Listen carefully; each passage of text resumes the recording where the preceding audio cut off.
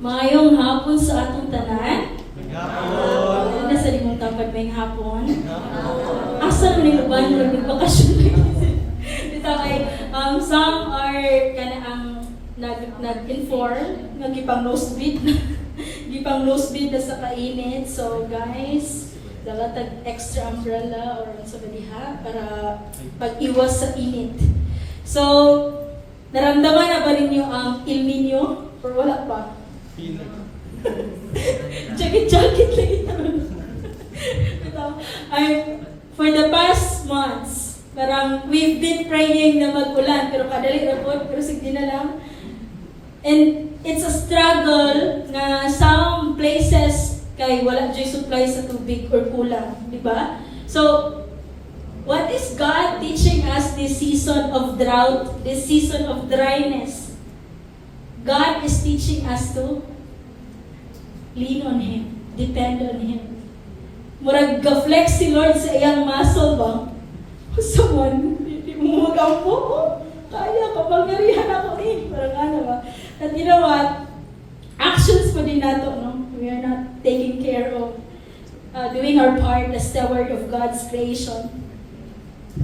But dili na ka na akong topic, dili ko mag-topic about climate change. It's just that ang kainit karon is parang abot na gid sa atong utok pa daghan kaayo og kakahitabo nga makainit, tas init pa jud ang panahon, parang nagsilab na ta.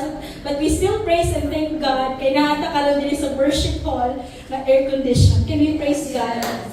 Naay mga nagsayo para sa aircon. Naay mga nagsayo para sa aircon. Kay dili na jud madala ang kainit sa panimalay. Ako isa jud ko ana, ganahan ko mag-campus everyday kay init sa balay. So kana. But anyway, for the past Sundays, we've been talking about known by love. Nana ba tayo na-learn? Nana ba tayo mga na-remember pa? So for the past preachings, nga power kaayo nga gipang preach ato mga preachers, na ba tayo mga na-learn? Na ba tayo ma-remember? Ay, wala na ninyo. Para ba tayo na-remember? Naako ba tayo na-remember? Ay, wala, John. Naako ba tayo na-remember? Na-response. So, you know what? For the past months, we've been talking about known by love. Kung kita yasis na ito sa itong self, known by love na ba ka? For after 3 weeks of preaching known by love? Or is it a decision nga ginasugdan na nimo? So John 13, verse 34 to 35, it is one of the verse nga gi-share pod sa atong series video. A new command I gave you, love one another as I have loved you. So you must love one another. By this, everyone will know that you are my disciples if you love one another. And you know what? I'm really having hard time while preparing this preaching because wala na akong ka-access. Wala na ko gi-restrict na ingon kay April 30 pero early nila, I don't know why. Di na ako ka-access sa IBC nga on-demand videos. So, I'm really asking God, Lord, gusto mo na akong i-share, Lord. Maawi mo na akong re-echo ni Lord. Di na ako ka-access. And you know what? Still, God really provides. It confirms, God confirms from in different ways, paunsa niya i-confirm ang message this afternoon. So, if you love one another, by this, everyone will know that you are my disciples.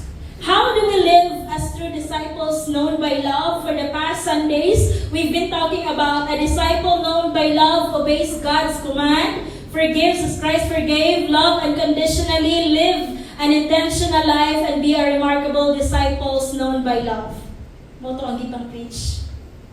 And by this, everyone will know that we are His disciples. By doing so, this will also tell us that we have understood God's greatest commandments. And we are doing our best to live abiding to this command. So, saan command ni Lord? In Matthew 22, verse 37-39, Jesus replied, love the Lord your God with all your heart and with all your soul and with all your mind.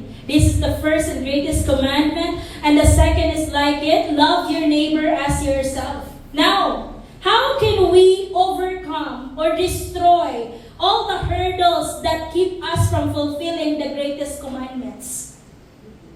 Sound ka na nato. How can we freely love God and others without the chain that binds us from doing so? Allow me to share to you this afternoon what God impressed to me while preparing this preaching from the title, Embracing the Cost to Follow Jesus. Our text will be taken from the book of Luke chapter 9, verse 57 to 62. I will not look at this verse the same way again after I have read it while preparing. As they were talking along the road, a man said to him, I will follow you wherever you go. Jesus replies, foxes have dens and birds have nests, but the Son of Man has no place to lay his head. He said to another man, follow me. But he replied, Lord, first let me go and bury my father. Jesus said to him, let the dead bury their own dead, but you go and proclaim the kingdom of God. Still another said, I will follow you, Lord. But first, let me go back and say goodbye to my family. Jesus replied, no one who puts a hand to the plow and looks back is fit for service in the kingdom of God. Luke chapter 9 tells us that Jesus was on his last journey from Galilee to Jerusalem with his disciples. Since his departure from Galilee, Jesus Christ has set the city of Jerusalem as the destination of his journey. And as the close of his earthly ministry, drew near, there was a change in Christ's manner of labor, like urgency. He made his way to Jerusalem and unobserved. Jesus entered the city and announced and honored by the multitude, but not so with his last journey. He had left Jerusalem for a reason because of the malice of the priests and the Pharisees, the rabbis, but now set out to return traveling in the most public manner. Kung sa ato pa ni pagsulod niya na ay pabanda. With all the nang noticeable ang iyang entrance. While on that trip, Jesus met several people. He talked to them. Most of them did not fully understand what Jesus meant. So many of them refused to follow him. Kaya kasagaran niya ginashare ni Jesus is riddles and lisod tungkaron. This is the point. Those people failed to deeply understand Jesus. Dili mo follow. They did not realize what Jesus exactly mean, as stated in verse 59. I will follow me. But that person wants to do something else instead of following Jesus. The same goes with a man mentioned in verse 61 who wanted to follow God, yet state his excuse before following him. With this reason given by this man to Jesus, he wants to give them true teaching about not to care for the dead over the most important thing, which is the kingdom of heaven. And for those who look back before serving are not worthy of entering heaven. Grabe no? Grabe ka, isa di siya, firm sa gibuhian nga pulong sa Ginoo. Jesus gave an understanding where people must choose him prior to other things because they must continue the work of the gospel as Jesus would soon die in Jerusalem. And somehow, this is a reality for some of us. Sometimes we have that energy to follow Jesus. Dasig ko karon, I will follow you, God. But sometimes, whether we admit it or not, we don't feel like following Jesus. Ay sa Lord, ako sa kadali lang. Sometimes the cost of following Jesus is just too high for us. Maka-pressure. I remember a conversation with a woman. I asked her if she wanted to join us in our Sunday service. She answered me with all honesty. siya. For now, I don't want to go sa inyong church. The kind of Christian or the kind of Christian beliefs that you have is daghan restriction. Gaserve mansad ko sa among simbahan, gasimba mansad ko. Pero dili jud ko ginapagbawalan og mga inana nga mga butang. So parang she's saying na your kind of Jesus is daghan bawal. So I don't want to go sa inyong church kay daghan ang bawal sa inyong church. Ang tinuod man po na yung gingon. Pero wala na gipagbawal. Na-transform lang dyan ang atong perspective because we want to do what is right and pleasing in the Lord. Amen ba? And when you come to realize your true value, your worth, and identity in Christ, you will change for the better. Amen? Following Jesus is costly, but in a good way. Can we give God a mighty clap for this? This afternoon, we will talk about the 3 ways to embrace the cost of following Jesus. Are we willing to embrace the cost to follow Jesus? Come on, let us pray. Heavenly Father God, we thank you for this time, O Lord. I pray, O God, Lord, that you will touch the heart of every people in this room, O Father God, Lord. Let not, O Father God, Lord, na mahimo lang yung hearers of your word, O Father God, Lord, but doers as well, O God, so that we will grow thereby, O Father God, of your word and your transformation as we allow it, O Father God, Lord, as we embrace, O Father God, Lord, the cost of following Jesus. And Lord, maybe that this afternoon, O God, Lord, you will speak to us, O Father God, Lord, and encounter us in a very special way, O God, Lord. This we pray in Jesus' name. Amen. 3 ways to embrace the cost of following Jesus. Following Jesus costs us to, number 1, go out of our comfort zone. Go out of our comfort zone. Can you tell the person next to you, go out of our comfort zone? Diba? Go out of our comfort zone. Luke chapter 9, verse 58, sorry. Gibutang dira, gi-highlight na ko dira, I will follow you wherever you go. Ana ako sa katao. To follow Jesus, it will require us to go out of our comfort zone. Tama? Pag nakatry na ka sa inyong discipleship, kasi di ka hinayaw, pasayawan dyan ka. Dili ka ganahan mo siya, pasiron dyan ka. Dili ka ganahan ni one-on-one, magbanon dyan mo. Kanang anak bitaw. Di ba ganahan mag-open up, ipa-open up dyan sa imo ha. Di ka ganahan ipalit dyan ka. And surprisingly, lots of things na feeling ni mo, dili ni mo kaya, usually and surprisingly, kaya man di ay. Amen? But in this particular verse, in Luke chapter 9, verse 57 to 58, a man said to Jesus, I will follow you wherever you go. And take note, wala na siya ina ni Jesus nga, ay alikuyog ka. Pag mukuyog ka na ako, anak kay problema. Alikuyog ta. Pag mukuyog ka na ako, madaghan yung kwarta. Alikuyog ta. Kay hindot diri, jamming. Anak, bitaw na siya ina ni Jesus, anak. He did not lure followers with promises of better health and wealth or more wealth. Instead, he wanted his followers to know that there would be tough times, hardship, and he wanted them to have the right understanding of this. Jesus replied, foxes have dens and birds have nests, but the Son of Man had no place to lay his head. This is what it means to go out of our comfort zone. This man thought that to follow Jesus is like laying down in a bed of rose petals. Siguro na sa tunay tunog ng roses. So petals para safe.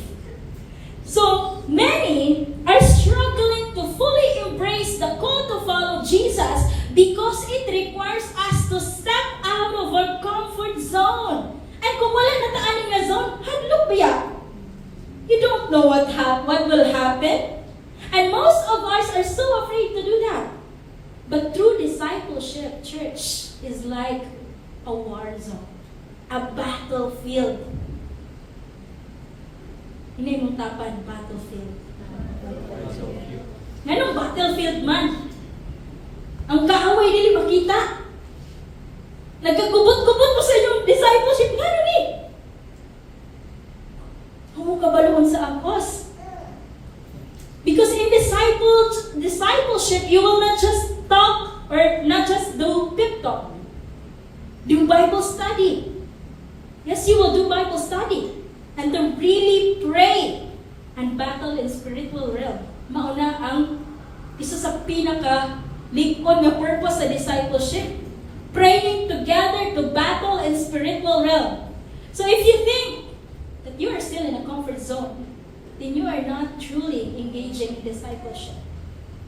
It hurts. We are simply having fellowship or perhaps attending an acquaintance party. Ba? Okay man ang fellowship. Pero kung fellowship rasa di ay imong mapas, kung sa may kalahian nato sa other teams nga nakata sa workplace. Discipleship is not just an extension of the team we have in our workplace or the group we have in our schools. You need to upgrade, to aim for spiritual growth. That's the goal of discipleship. Now, I understand, yan yung mga personal challenges, no? Like the man in Luke chapter 9. And matag ko sana, ay challenges. Maunang, ayun ganit ko at times, we have tremendous energy to follow Jesus. Excited kaya ta, but other times, dili taganahan. Dili taganahan, ma-pressure. Sa pagiging discipler, sa pagiging disciple, di ko ganahan matinod-anon sa aron. Pwede, kung lang sa kung kahoy-kahoy lang sa kung nga disciple. I don't know if you have experienced that. Ako, nakatry na dyan ko, pwede, dali lang sa ko. Ay, sa ano kong i-assign? Ay, lang sa ano kong mag-soul win? Kapoy man, kanang-ana. But may the love of the Lord reminds us that His love transformed us into who we are today. The impact of our encounter with Him leads us to a life secured in eternity. Question: will we remain in our comfort zone or reach out to help those on the battlefield fighting the real enemy of this world? This is personal.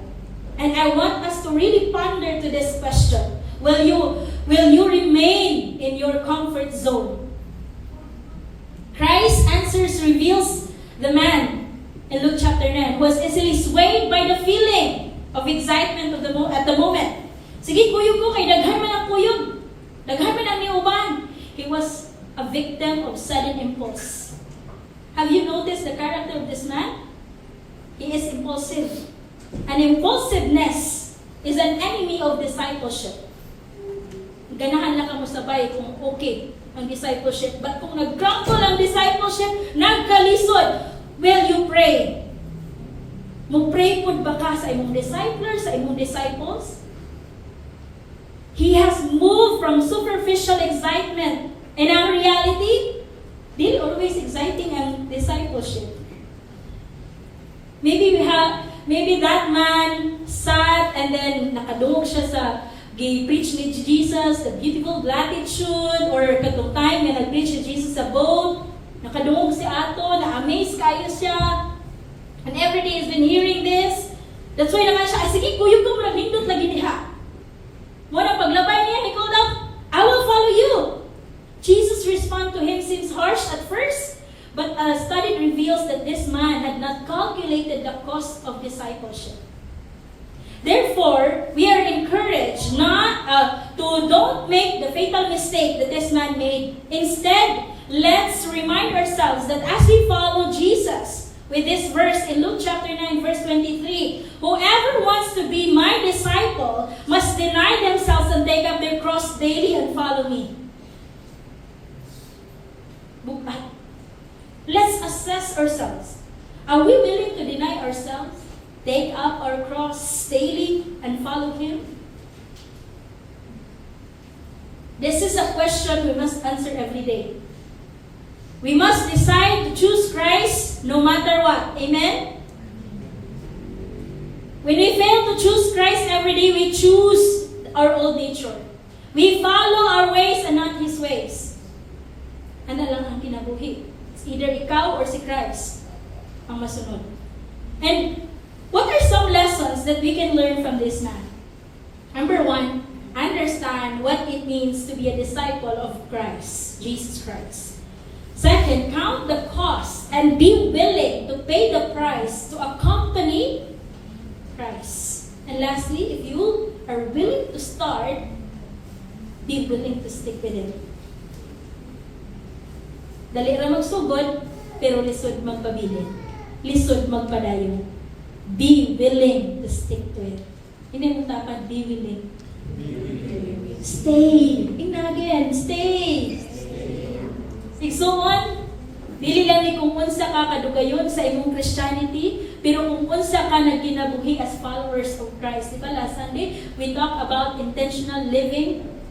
And it's not about how long you've been in a Christian journey, but rather how you're living your life as followers of Christ. If you declare, I will follow Jesus, be sure you're willing to do wherever He leads. The biggest opponent of discipleship is not someone or something. Dili imong discipler, dili imong disciple, or dili inyong problem, finances ba kaha or unsa diha.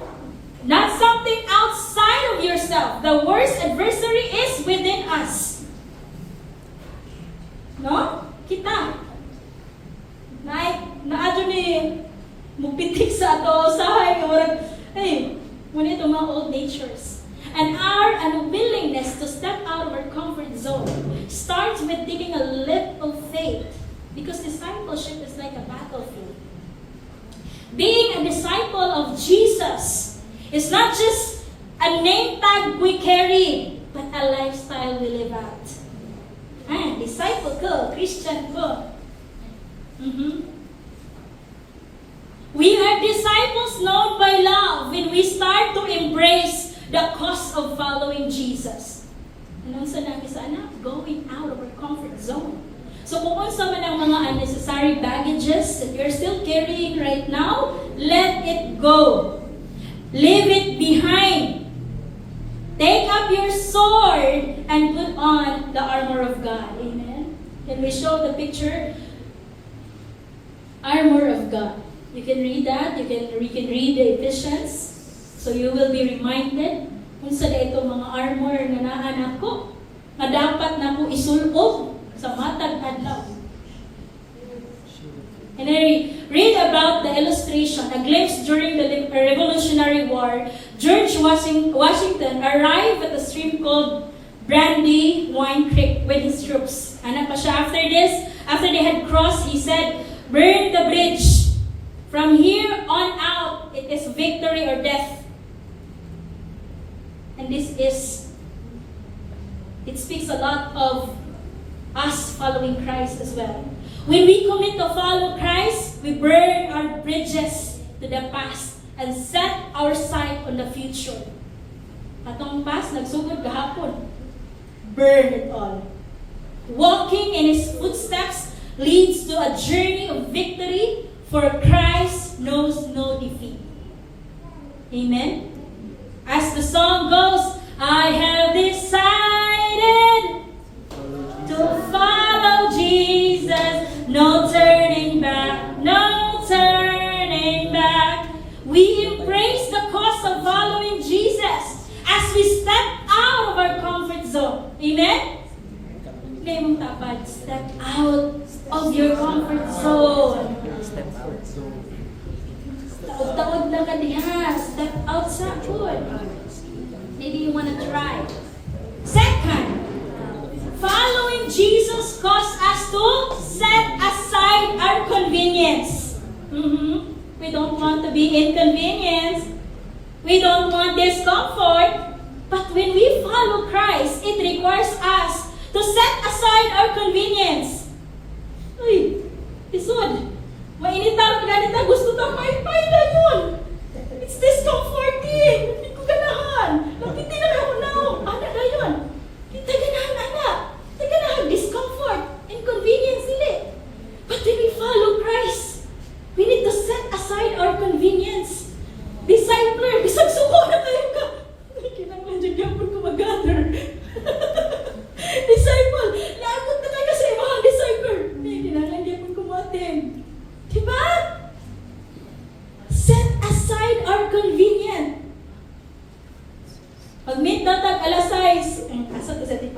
Sa ati pa din pamit sa amo sa una.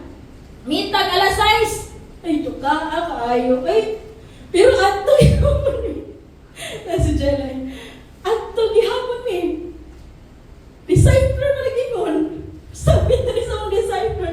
Sabi sa sa kakadlawan pa, ana, ato, gihapon eh, kaya mamay ingon. Inconvenient kayo to wake up early, but you need to go. In Luke chapter 9, verse 59 to 60, it says, I underline the word, Lord, first let me go and bury my father. Ingon si Jesus, follow me. Tingnan niya ang isang katawa ba, follow me. Ay sa Lord. Madali lang. Maglubong sa kusang papa. Again, Jesus was drawing near to close of his earthly ministry, and he was on his way to the cross during this time. But as we shall see, this man was totally indifferent to the claims of Jesus, of the Lord. Kung saan niya ginis man? Ay sa Lord, ilubong sa nako kong papa.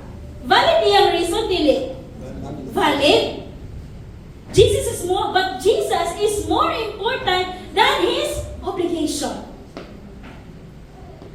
And this doesn't imply that the man's father has recently passed away. Rather, he likely means that he feels obligated to take care of his father until his father's passing. Siguro galuya sa niya papa. But he was saying na, unya na ako mag-serve Lord ha, kadali lang Jod. Naalam Jod ko tiwason. Maghatag lang ko sa akong pamilya, sa akong ako sa buhaton ang mga obligations lang ko sa akong pamilya, Lord. Kadali lang Jod. Kalma lang Jod, Lord. Busy pang linya. If di na ako busy, in short, just give me more time. Just give me more time, Lord. Asa ko i-fix? Until he fulfills his responsibility, he believes that he can freely follow Jesus. However, Jesus is clear. Go and proclaim the kingdom of God. Mao niya ang pinaka-importante niya nga command during that time. Pero, di ba kaingon mapud ka, Lord, na honor your parents? Ingon mo gani si Apostle Paul kay Timothy that a person is worse than unbelievers if he is unwilling to take care of his own family. But mind this, church. The kingdom of God goes beyond any cultural obligations. And I remember when Nicodemus said to his students, si Ishmael ba to? Dili mo pwede compartmentalize si Lord kung maoro to ang imong nabasa sa law. Kay maoro tayo mong nabasa sa law. Because Jesus always go beyond our expectations. Sometimes, na-bridge last time. Ano siya? Si Lord, ang iyang miracle may ginabuhat, dili jud same. Lahi jud ang iyang approach always. And sometimes na ay mga nakasulat sa law, pero dili man gina-ignore, but lahi ang iyang approach. Dili transactional, dili ka na ang kung unsa jud ang step by step, na siya lahi nga approach. In this crucial period of redemption, during that time, setting aside our commitment is more significant. During atong time, the only suitable response to Jesus' call to follow Him was an instant departure. Pag ingnan ka ni Jesus during atong time, follow me. Oh, lakaw. Why pagduha-duha? His mission allowed no room for other matters. So dapat, kung unsa man ang ihang mga personal matter, dili ka matter aning nga time. Kaya kahapon na nato. Oy, follow me! Eh, Lord, kasi magbantay sa tindahan. Lord, may na si Lord, follow me! Hala, mag-submit para ba mo niya, 12. Nagpabiya ko i-submit. Nakaman ko'y work, kung saan mo nila ako, Lord? Nagtiwala na ng mga bargain, no? Jesus is more important than our obligations. Mostly, diri sa ato mga provider, magkita sa itong pamilya, no? And somehow, kung kita po siguro ang ingnan, ani, murag na dyan tayo hesitation, Lord, kung matiguang ako mga magpapa, kinsan lang may muatiman. Ug masakit akong mama, Lord. Nyawan ako daw sa imong ministry. Mugaw ko sa imong ministry, Lord. Kinsa man matiman? This is really realistic, no? Kalma lang sa Lord. Napakoy tiwason diri, Lord. Napakoy obligation sa akong pamilya. Di jud na ako mabitawan, Lord. Kaya importante po ni sila. Question, di sa may mas importante di ay. What does God require of you in your season right now? Are these His directives of greater importance than all other obligations you have? This is personal church. You need to answer it on your own. Igsoon, walay si bisan kinsa, not even our families can fulfill God's will for our lives. You are irreplaceable. Tingnan mo tapat, you are irreplaceable. Dili ka kapalit-palit. Dili ka pwede nga magpasab kay busy pa ka. Dili nimo pwede i-ignore ang call ni Lord sa imuha. Is Jesus our first priority? Ang iyang ginaingon sa ato, mo ba itong priority? Is our commitment to Him more important than all other obligations we have? I know it's hard. Yet we must prioritize God's will over our comfort and convenience. Because to fulfill the purpose we are called to, dili pwede nga ikaw ang itawag, lahi ang mutubag. Example, manawag sa imo ha, dito sa gate. Oh, Jessa, tas lahi ang answer. Naimuha man itong parcel. Kasi makareceive. What if God is calling you? Tas para imuha itong reward. Lahi ang itubag kasi naka-receive. Imbis na ikaw, lahi ang naka-receive. God has something for you. All you need to do is to answer the call. In our world where many seek comfort and convenience, are you ready or willing to be among the few who stand in the gap, strive to fulfill God's will? May we not forget that as followers of Christ, one of the most obvious tasks we have is to fulfill the Great Commission. Pag kini na gani ang topic, daghan dyan ay mangduko. Maghinti sa kuan usahan. And we have to take part in this Great Commission no matter what, no matter how valid our earthly concerns. When I come to realize this, no? Parang nakakala ko, Lord, valid dyan kayo, Lord. Sakit ako diyan. What if, anak? Valid dyan kayo, Lord. Napakoy kibuhaton. No matter what, and no matter how valid our earthly concerns. Let me remind us, no? Igsuan, we can serve through the talents and skills we have in the ministry and be the most valuable employee in our workplace, but we cannot neglect the task God has called us to do, which is to fulfill the Great Commission. Pwede nimo tabunan sa kadako sa imong tithes. Pwede nimo tabunan sa kagrabe nimo mo serve. But you cannot neglect the call of God for your life that we need to share the gospel of Christ to other people. Pwede na ito itago, pero dili na ito pwede pugnan. Pwede na ito likay-likayan, pero dili na ito mapugnan. Dili ta pwede mo ingon kay Lord, shut up sa Lord. It will, like something na mag-remind, the Holy Spirit will continue to remind us, this is your call, this is your call, this is your call. This is something that you need to do.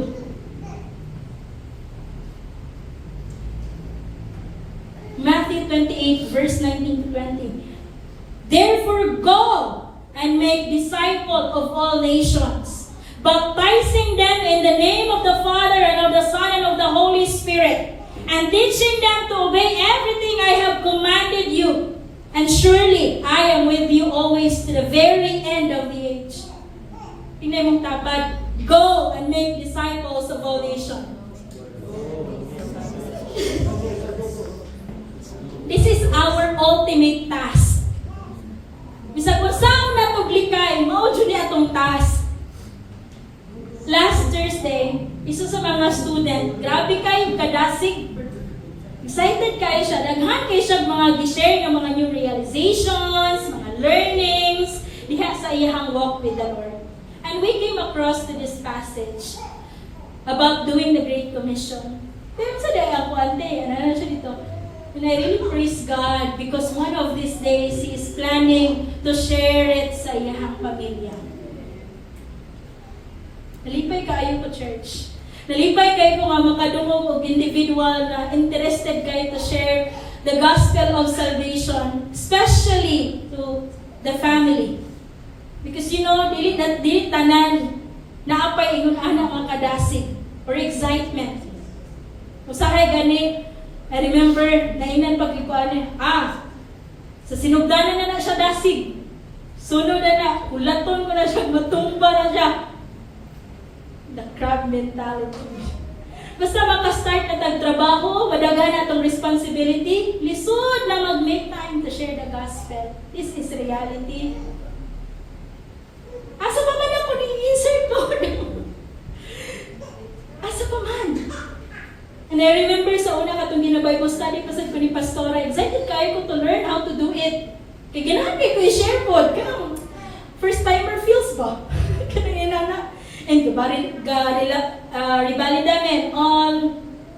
And that is something I don't want to forget for the rest of my life. Ang excitement, ang joy, nga na'y masyaran. The zeal, nga magpadayon.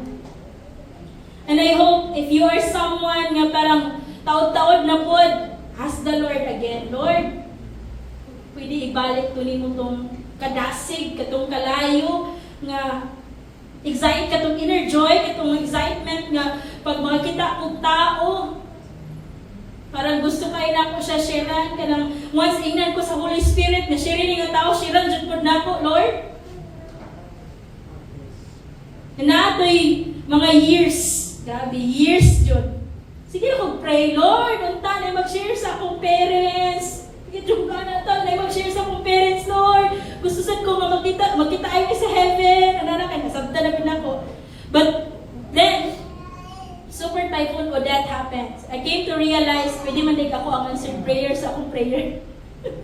Sige, kung paabot ka na yung ato sa balay, pwede mo din ako yung ato sa balay, ako yung mag-share. Anak-anak ito, di pa dugay-dugay pa dyan na ako. Ako pa dyan gineglect ako. Gineglect pa dyan ako ako. And I praise and thank God na He gave me enough courage to share lesson 1 sa akong parents. Makayo na dyan ko, bahala na pagkinamsa ni pamilya, basta kay luwas ng tanan. Bahalag magkalisod, basta kay langit na ta. Kita ay na lang ta dito. Ang akong assignment karon, isang ako na lang igsuan this year. Kung igulit na ako. But the point is, carrying out the Great Commission involves more than just sharing lesson 1. You know?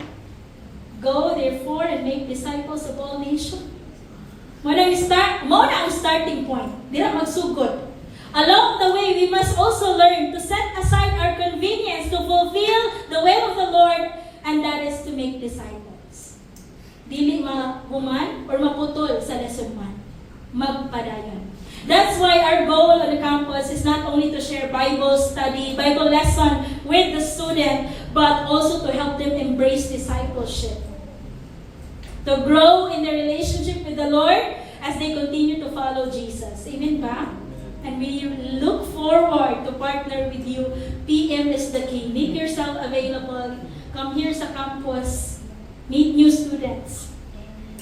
The choice of the man in Luke chapter 9 made this the choice that majority of us may choose today. A discipler is a follower. The one who follows is never in front of the leader. Ang kisa atong leader, dili ang atong discipler, kaya kung masayip na siya, di mo follow. So, ang atong leader, dapat si Lord atong lantawon. No matter what we can see, or what we see sa mga flaws nila and all, padayon ta, kay si Lord man atong leader, lagi na lantaw. The Lord dealt with the me first attitude back in discipleship pledge in verse 23 of chapter 9. Whoever wants to be my disciple must deny themselves and take up their cross daily and follow me. The me first defect not only reveals a defective view of discipleship, but it reveals a defective view of lordship. Yan naman. Lord means number one, or first place. And this man was saying to the Lord, I am number one, not you. Diba? Napa siya excuse. Aysa lang. Aysa lang, Lord.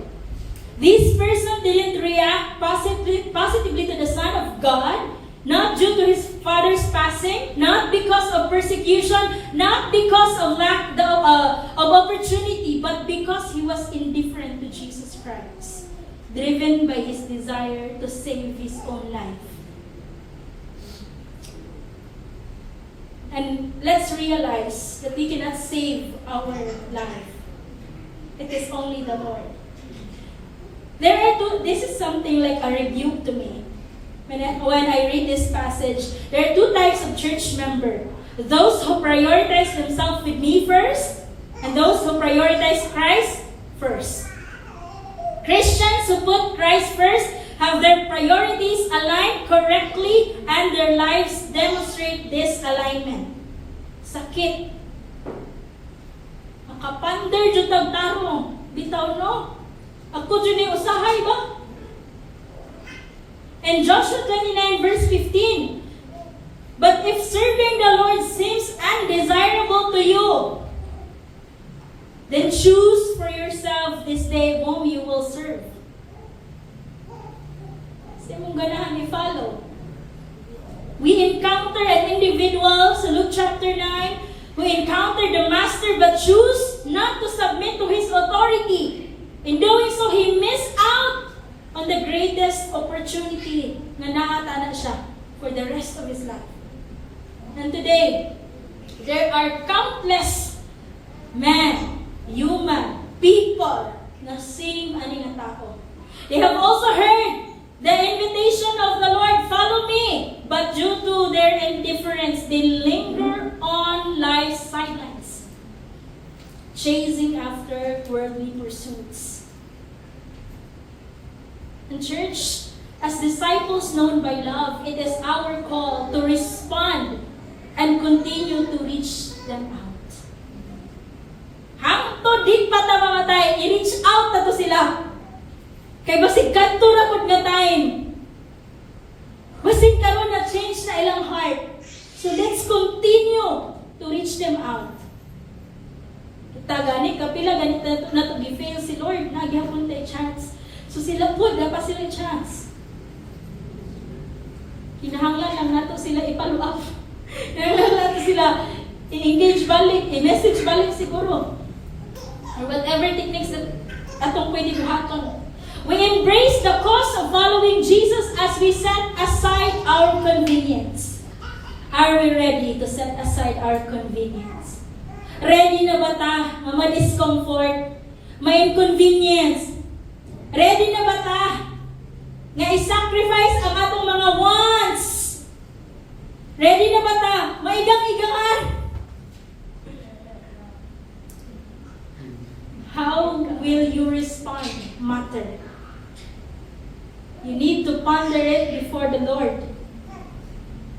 And may the Holy Spirit lead us and guide us to a conviction that we must have. Lastly, following Jesus caused us to abandon our other commitments. Kini ang sakit. Abandon our other commitments. Luke chapter 9 verse 61 to 62. I highlighted the word, I will follow you, Lord, but. The cost of following Jesus requires us to abandon our other commitments. While many of us think about commitments to our family, work, or school, in our context, it means our commitment to living a life that doesn't please God. In our generation, it means that it requires a total abandonment of our sinful nature. Dira ta committed. Di man against si Lord sa family di ay. But sa atong sinful nature. Is there anyone in this room that feels like you're going back to your old nature? Is there anyone in this room that pretending or asking God for forgiveness, repenting or asking God for forgiveness is nakadepende kung feel na ko. Karon di isa na ko feel si Lord. Or someone who has abandoned their commitment to God and committed things that are not pleasing to God. Ako jud to. Murag ako jud to, Lord. Romans 12:2 reminds us, do not conform to the pattern of this world, but be transformed by the renewing of your mind. Then you will be able to test and approve what God's will is. His good, pleasing, and perfect will. I know it's not easy. And I'm not claiming that I am perfectly doing it. Ay, dili jud. Dili dali o dili sayon. But for some, there are cherished sin nga lisod kaayo puhian. Dili ta ganahan mabalaan sa uban. Pero kung maninuod lang jud ta sa atong small group, no? Sa atong discipleship, dagat naglibre nga ma-experience. Mga benefits. Dili lang pagkaon or libre sa discipler. But na free counseling, free life talk, free soldier to cry on, free accountability, free Bible study, and so on. And you know what? Christianity is never boring. When all you need in life kay ihatag ni Lord tanan for free through discipleship. More than cherish the discipleship you have now. Ayaw sila kanang mo sila siya kanang dira inyong comfort zone, dira mga zone, diri na ko. Tapos meet lang ta kung kailangan. Dapat na mo sa isa ka zone. You will know, mo nang kini nga mga offers, wala ni sa insurance, life insurance nga naa ka. Kasi na life insurance diri, Sun Life, AXA, Pro-Life UK, mga anak. Wala ni sa ilaha. Kisa may maghatag sa imong buwan, maghilak-hilak ka rito. Uy, insurance mo ni. Insurance agent yung hilakan. Only in the Lord through discipleship. Na kay problema, alangan na magbuhat ko ka sa imong buwan. Kasi tawag anak, coordinator. Uy, nadyo kuan. Consultant. Ito pwede. Only in discipleship. And that's the very reason why we have small groups in the church. And you need to take part, to embrace it, because the purpose of that group is to help you and journey with you in your Christianity. And I'm sure nga makarelate sa same ani nga tao nga gi-mention sa Luke chapter 9. Was so excited to follow God, but same with this man, we also have excuses. We also have things nga hesitant kaayo ta to fully surrender to God. Sometimes we abandon our commitment to God because the world offers are enticing, pleasant, rewarding, lamingon. Marag nindot lagi ni. Gamay ra i-cash out tapos gamay ra i-invest tapos dako ang return. Enticing.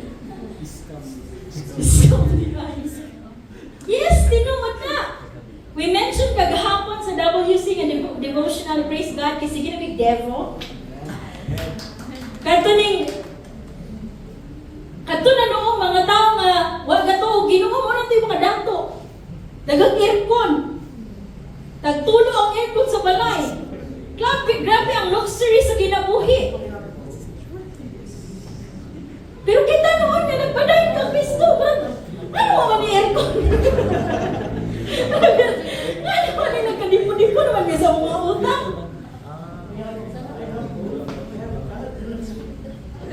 At you know what, church? May we be reminded that although there are tough times that we must endure in doing God's will for our lives, igsuon, continue, padayon, dasig, hindi mo tapa, dasig. Because in the end, it is rewarding, the kind of rewards that will last forever. Amen? Pahala na mo dirag mainitan ko, dire basta kay di ko initan po. Ay, nako. Issue sa aircon. Disciples who embrace the cause of following Jesus must understand that all the things this world offers are temporary. Muna tayo butang sa itong una-una. Everything will fade away. We are sojourners in this world. Lumalabay lamang. Apostle Paul reminded the people living in a pagan society of this church, Peter 2, I think 1 Peter ni siya. 1 Peter 2 verse 11, it says, Beloved, I urge you as sojourners and exiles to abstain from the passion of the flesh, which wage war against your soul. Let us be reminded, exhort, we are in spiritual battle. For us to win, we must avoid earthly desire that fights against our soul. It means saying no to our old habits, sinful habits. Kini mag-clash man eh. Ang ikaw nga bago na diha kang Kristo o pag ikaw nga sa una. Mo nang bisan usahan pa nato wish sa stars. Sa pagpila na ka meteorite bisan wish ka kada hulog sa stars. Nga Lord, baguhan ko. Ang kutob ra pud ita pag-ampo. Wa gihapoy mahitabo. Kung kutob ra pud ta istorya wa di ay gihapoy mahitabo. Kinahanglan nato tabangan ang atong kaugalingon. Kinahanglan ta mo flee, mo resist, and mo repent para naay mahitabo. Because only in the Lord transformation is possible. Amen?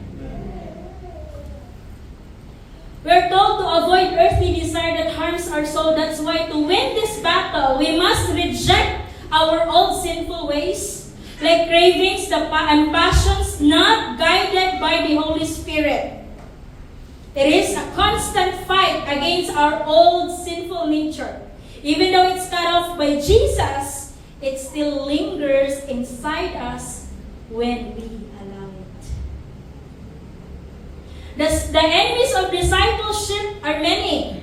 The major categories are the world, the flesh, and the devil. And each of it has its subdivisions. Muna giingon nga we are our own worst enemy. Muna ang ipasabot sa Luke chapter 9. In this verse, we have noticed impulsiveness, indifference, indecision, and these self-defeating enemies kill off our better selves. And they have one thing in common. They also kill discipleship. And consider this. Natumingon ang tao nga, I will follow you. But, kadali lang, kay ako sa katuon akong parents, ako sa ano. Well, he was, I mean, katong sa third, ningon siya nga, mag-goodbye sa akong pamilya. And he was bidding good farewell to his family. Kung sa'y buhato ni Jesus? Adto siya skilid, maglingkod-lingkod. Pila mo po siya ka-days mo balik. Basig uglayo po itong Jerusalem ilang balay. Basig taga laing lugar po ito siya. Igsuon, we are to follow Jesus according to His timetable, not ours. It is His agenda that must take priority, not ours. That's why when we realize we need to have this self-assessment, we need to realize that we need to have this self-assessment from time to time. Kaya ang kabisi nato sa kalibutan, kabisi paon sa mag-survive, kabisi paon sa madato, sa kadaghan buhaton, paon sa maasenso, mga bayronon, dapat mabayran, pagtaguyon sa pamilya, mga mental health concern, emotional concerns, physical health concerns, emotional, and so on. All the more we must seek God. And dapat we must seek God. And I love how Psalms 139 verse 23 to 24, the Message version says, investigate my life, O Lord. Parang pag may nag-investigate, parang padong priso naman dyan eh. Investigate my life, O Lord. Find out everything about me. Cross-examine and test me. Get a clear pictures of what I'm about. See for yourself whether I've done anything wrong. Then guide me on the road of eternal life. I-check na mo, Lord. Lord, is this your will for me? Lord, okay pa ba ni Lord? Gawa na ko itarong rest day. Tapos musimba pa dyan ko. Lord, okay na ba ni nga puros na lang ko school assignments? Grabe, mag-module, Lord. Grabe, mag-task. Okay pa ba ni Lord? Na Sunday service na ko na yung lugar ni mo? Lord, the time I'm spending right now with you, does it please you? Lord, the work that I have been doing lately, does it glorify your name? Am I becoming the disciple whom you are pleased? Does my life reflect yours?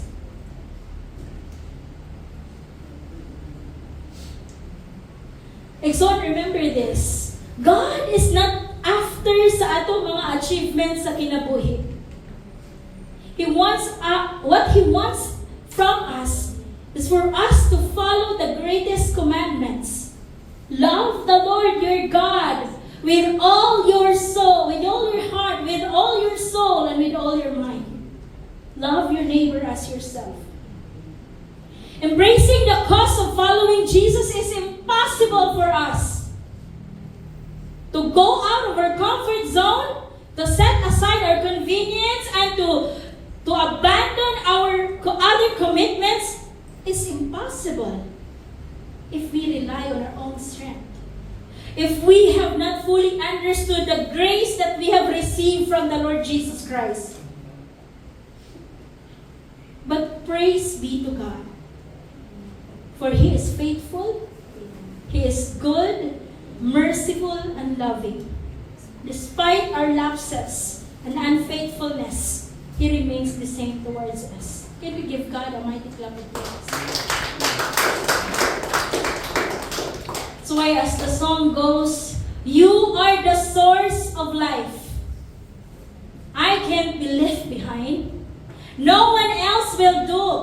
I will take hold of you because I need you, Jesus, to rescue, to come to my rescue. Where else can I go? There's no other name by which I am saved. Capture me with grace. I will follow you. I will follow you. My heart is yours for life. I need your hand in mine. No one else will do. I put my trust in you because I need you, Jesus, to come to my rescue. And so on, I'm about to end. And I'm requesting everyone to please stand. And I want us to ponder to this question. What are the things that you want God to rescue you from? Discipleship? Marriage? Broken relationship? Broken family? Cherished sin? Bring it to Him. Surrender to Him and tell Him how much you need Him to rescue you from this situation. Lord, I need you to rescue me. I badly need you to rescue me.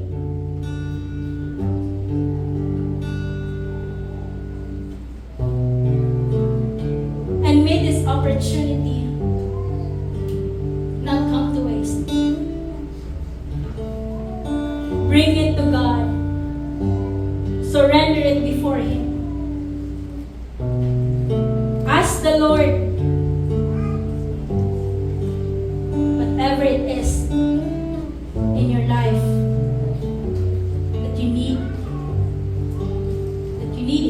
rescue you from. Come on, let's sing this song.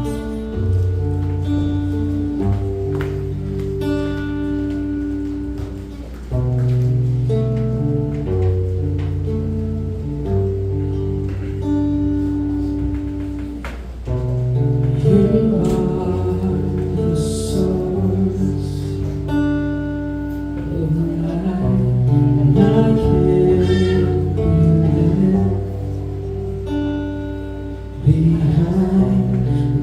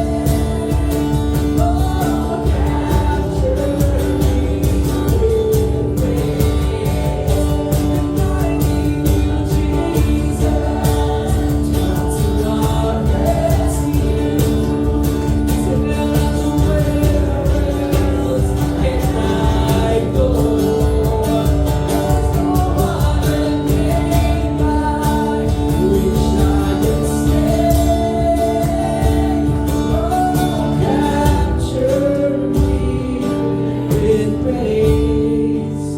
'Cause I need you, Jesus.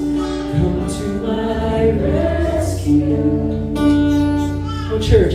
Where else can I go? There's no other name by which I can save. Oh, capture me with grace. 'Cause I need you, Jesus, to come to my rescue. Cry to God. Where else can I go? Reach out to Him. There's no other name by which I can save. Oh, capture me with grace. 'Cause I need you, Jesus, to come to my rescue. Where else can I go?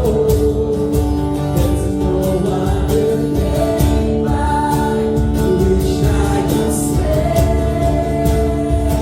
Oh, capture me with grace. Lord, won't you capture me with grace? Come and capture me with grace. I will follow you.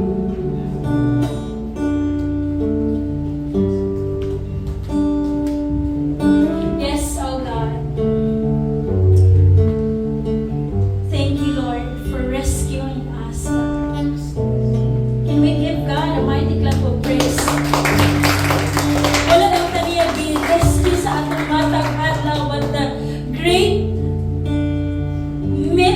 great rescue nga iyang gibuhat sa ato is He saved us from the dominion of darkness.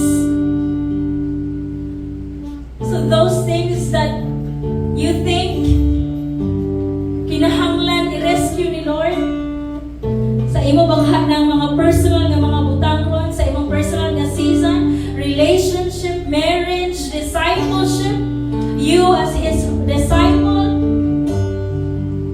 church, I'll tell you, wala yung imposible sa Ginoo. Kaya ganit na niya luwason sa atong mga sala kana bakaha. So Lord, we thank you, God. We thank you for you are our good, good Father who rescue us. So Lord, we surrender to you everything. Tanan nga butang nga nakakaroon sa among una-una, sa among kasing-kasing o sa among kinabuhi, Lord. Nga kinahanglan og rescue, kinahanglan og tabang din sa imo. Lord, we surrender it before you. And may it be, Lord, inigawas na mo aning nga worship hall, we will always acknowledge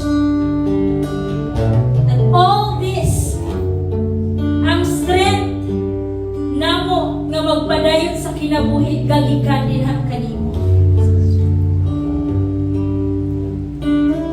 Inigawas na mo, Lord. Help us to always remember and acknowledge that all this is impossible without your power. Without you, na among gisaligan sa among kinabuhi. So Lord, we are praying for those souls in this room who is so desperate for your rescue. Lord, save them. Rescue them. Rescue us. Those individuals in this room who desperately needs you.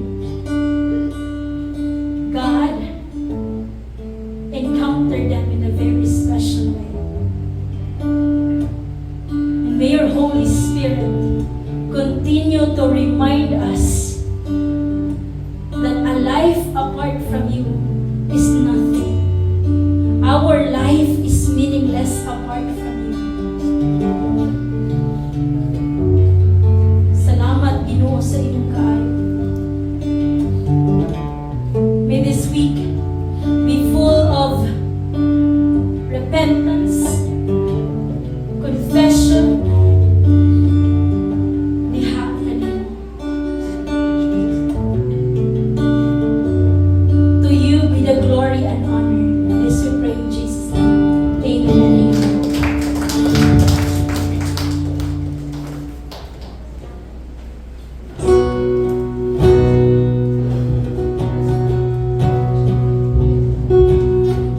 Well, church,